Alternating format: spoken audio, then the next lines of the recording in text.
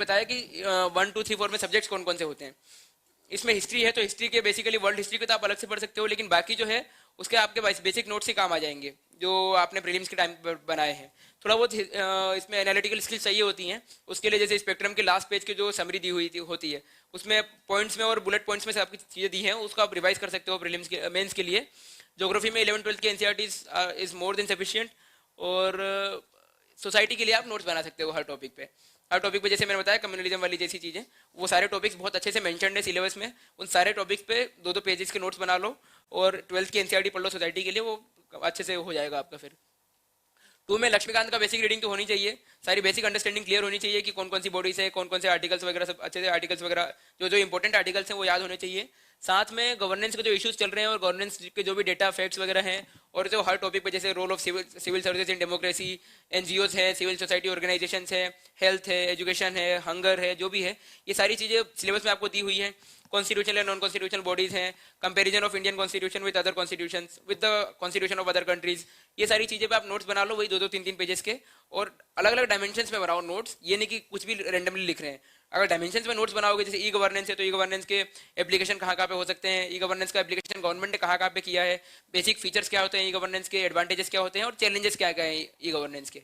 तो basically advantages और demerits और फिर चैलेंजेस और उसके सॉल्यूशन, और गवर्नमेंटल पॉइंट ऑफ व्यू से कि गवर्नमेंट क्या क्या कर रही है, यही अगर सेकंड वाले पेपर में फॉलो करोगे गवर्नेंस वाली चीज़ों में, तो काफ़ी अच्छे नोट्स भी प्रिपेयर हो जाएंगे।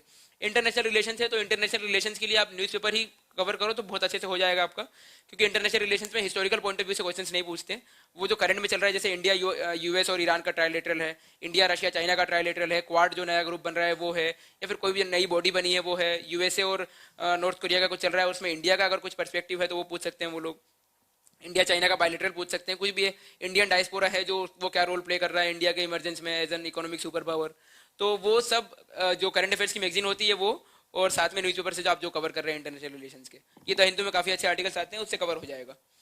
जीएसटी में भी सेम की सारे टॉपिक्स पे नोट्स बनाओ अच्छे से, नोट मेकिंग पे ही वर्क होना चाहिए मेंस में बेसिकली, और नोट मेकिंग को फिर रिवाइज करके टेस्ट लिखने का आपका स्किल अच्छा होना चाहिए, कि थोड़ा बहुत नोट से भी यूज करो लेकिन अपना मेंटल प्रेजेंस भी अच्छा होना चाहिए, कि कुछ चीज़ अगर वहीं उस स्पॉट पे ऑन द स्पॉट याद आ रही है आपको तो वो भी आप अपने आंसर्स में इंकलकेट कर सकते हो।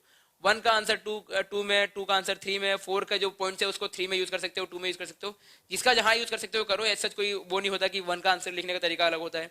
डायग्राम्स वगैरह बना सकते हो, अगर इंडिया का डायग्राम आपको बनाना है 5 सेकंड लगना चाहिए बेसिकली, ये बनाया, ये हो गया इंडिया का डायग्राम। वो बेसिकली ऐसा नहीं कि बहुत अच्छा बनाना है, ये थोड़ा बड़ा बन गया, ये बन गया इंडिया का डायग्राम। अब देखने में तो मालूम चल रहा है कि इंडिया है ही। अगर आपको ऐसा कुछ एशिया वगैरह का बनाना है तो यहाँ गए,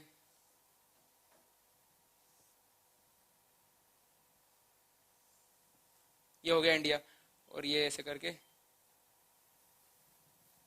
ये हो गया अपना साउथ एशिया, फटाफट बन गया। कितनी देर लगी? 5 5 या 10 सेकंड। ऐसी प्रैक्टिस करो आप फटाफट, और मेरे ख्याल से एलिजिबल है कि ये साउथ एशिया ही है, ये अफ्रीका है, ये सऊदी अरेबिया है, ये इंडिया है, ये यहाँ पाकिस्तान है, यहाँ ईरान है, यहाँ थाईलैंड वगैरह जो भी कंट्रीज हैं। तो आपको मैप वगैरह बनाने की प्रैक्टिस अच्छी होनी चाहिए, जहाँ डायग्राम यूज हो वहाँ यूज करो। इवन लास्ट ईयर जो हिस्ट्री में क्वेश्चन था कि भक्ति मूवमेंट में भी मैंने डायग्राम का यूज किया था, जहाँ कर सकते हो करो।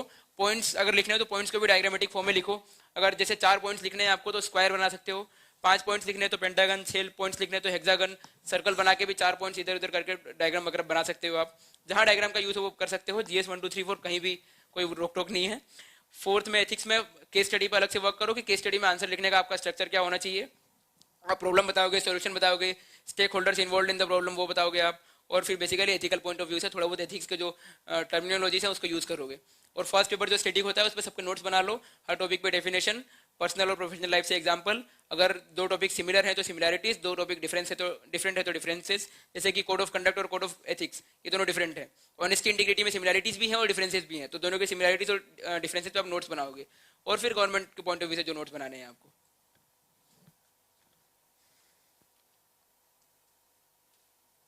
Strategy of environment for prelims.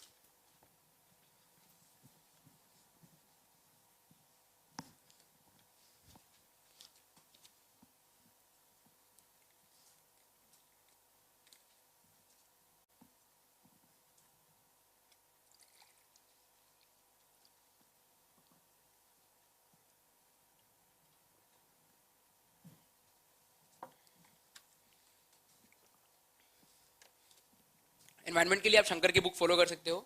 Shankar के अलावा भी शंकर के साथ आप ये कर सकते हो कि एक तो उसका जो शुरुआती पेजेस है उसमें ऐसा दिया हुआ है कि प्रीवियस ईयर के कौन कौन से पेपर्स में कौन कौन से क्वेश्चंस आए हुए हैं, तो उसको पहले देखते जाओ साथ साथ में।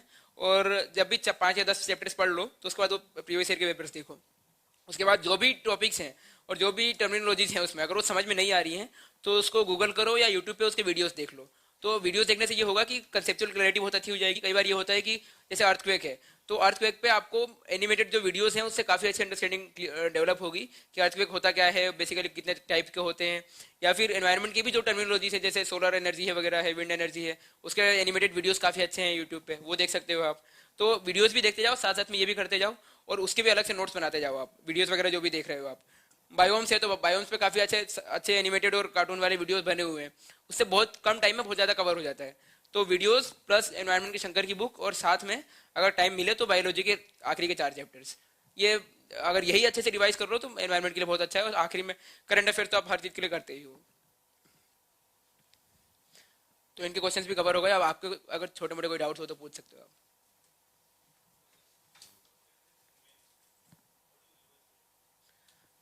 एक दो होता है, एक तो बिफोर 10 days और एक तो ये होता है कि वाइल राइटिंग द मेंस।